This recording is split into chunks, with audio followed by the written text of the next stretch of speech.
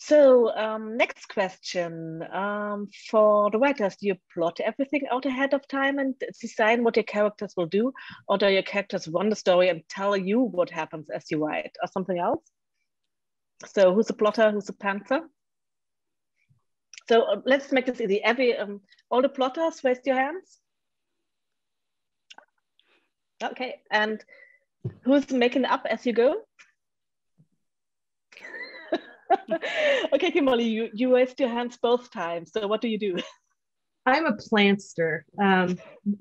The first book I ever wrote, I did it as a pantster. I didn't know how to write a book. So I wrote and I wrote, and I found myself in a lot of little holes that I couldn't get myself out of. And I think a lot of people go through this journey. But then the next one I did, I plotted the whole thing out, and it was it was arduous. It felt so like no creativity and stuff like that. But I found myself in the middle of it. I do a little bit of planning. Sometimes I'll start a book off with a great idea and write around it, and then I'll start planning around it so I can get my whole story arc in there and make sure that I get all the right elements of my story beats in there.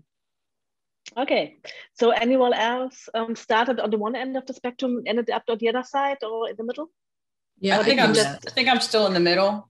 Yeah. I do a lot of, I know where they're starting, I know where they're going, and I might know a few scenes that I want to focus on, but there's a lot of stuff that's not planned until I actually start writing.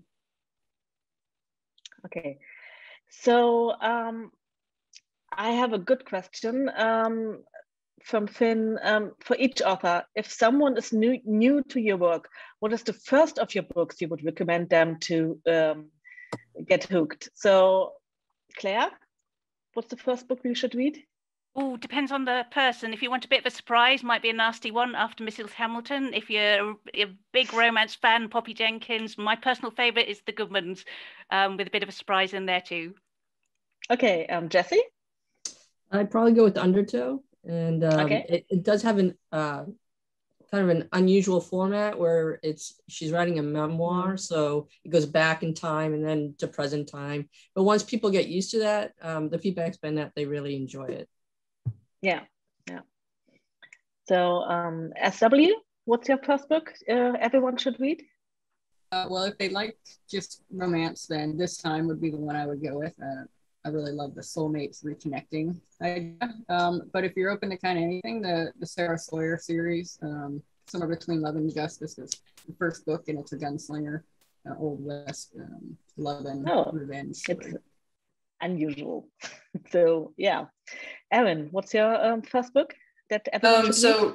Yeah, it's hard to pick just one. If you're a fan of the first responders type romance, Fully Involved would probably be my suggestion to start with there. If you're not, really just don't want to read the first responder stuff, looking for a sweet romance, A Place to Rest would be one of my recommendations. And Kimberly? Again, it's to the readers. My first books are a little darker. They're still romances, but they get a little bit more intriguey and a little darker. So out of those, I'd pick probably Chasing Mercury. I like that one a lot. And then out of the romances that I'm doing now, I'd probably go with In the Cards. It's kind of a sweet romance, and it's in Denver because I love writing in Denver. That's where I live. So probably that. Yeah, I love reading books that are set in a special town where the author has a connection. So it's like going on a vacation for me when I read the books that are kind of very connected to the region.